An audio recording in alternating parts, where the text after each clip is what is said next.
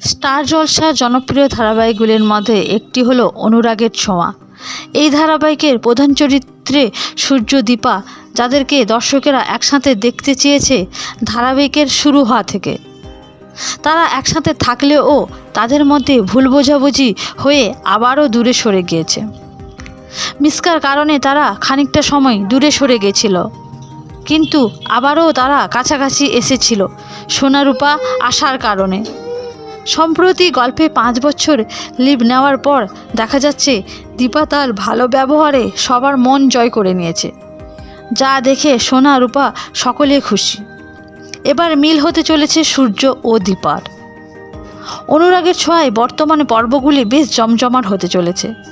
ধারাবাহিকের গল্পে কোনো নেগেটিভিটি দেখা নেই।